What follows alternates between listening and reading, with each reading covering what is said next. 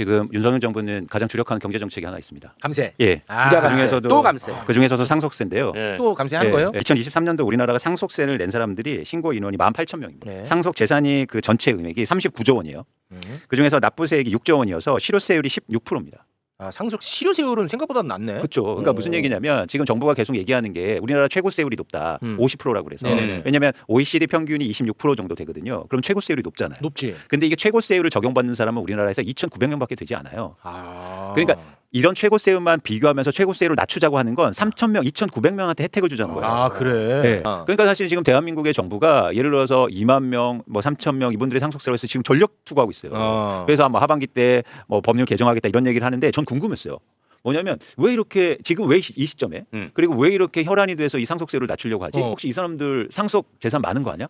이렇게 정책 막 얘기하는 사람들. 예를 들어서 뭐 경제부총리, 정책실장, 성태윤 정책실장. 네. 그래서 제가 한번 조사를 해봤어요. 이건 다 설마. 공개된 자료니까. 에이. 그래서 예를 들어서 최상목 부총리 재산을 한번 볼까요?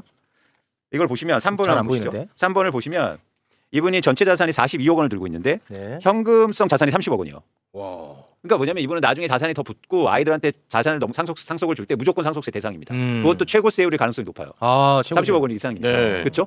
일단 대상자예요. 본인도 해당이 돼요. 일단 대상자. 더 심각한 건 다음에 한번 보시죠. 성태훈 실장 한번 볼까요? 정책실장. 정책실장.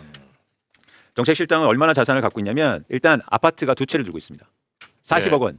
네. 그래서 전체 부동산이 100억 원. 와, 부자네. 이고요. 진짜 많다. 심지어 현금성 자산을 40억 원 들고 있어요. 와, 부자네. 여기도 대상이네 그럼. 당연합니다. 매우 대상자죠. 이거는 매우. 상속세뿐만 아니라 종부세. 네. 그래서 이건 종부세 지금 폐지 갑자기 개거품 예. 너무 열심히 해.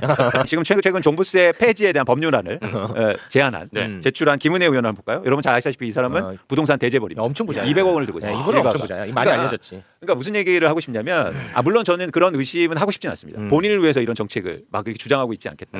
그런데 본인이 혜택인 거는 분명 얘기해야 된다. 그렇잖아요. 그렇지. 근데 지금은 다주택자나 재산을 많은 사람들이 종부세를 완화해주고 상속세를 인하해주는 정책을 내는데 아무도 뭐라는 사람이 없어요. 그러니까 희한해.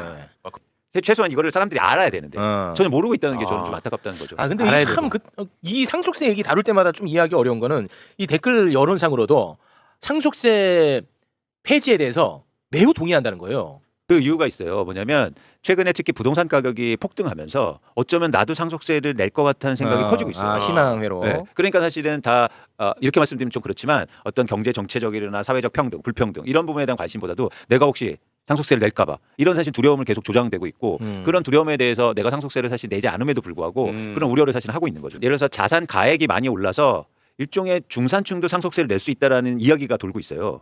그래서 세금을 낮춰주자는 얘기거든요. 근데 여러분 한번 생각해 보시죠. 곰곰하게. 자산도 가격이 올랐지만 그럼요. 소득이 올랐습니다. 예를 들어서 10년 전보다 뭐 예를 들어서 임금도 올라가고 올랐잖아요. 네. 그러면 소득세도 낮춰주죠.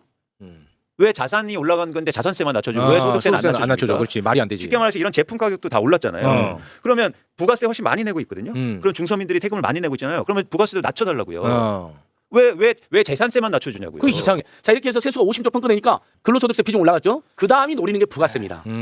부가세를 올리겠다는 게 지금 10% 매기잖아요. 줄여주는 게 아니라 부자들 다 깎아줘가지고 돈이 없어 나라가 망하게 생겼어. 니들이 다 n분의 1로 모든 제품 습승할 때 10% 내던 거 11%로 내를 연구하고 있다니까요. 연구하고 있다. 연구를 안 해서요. 네.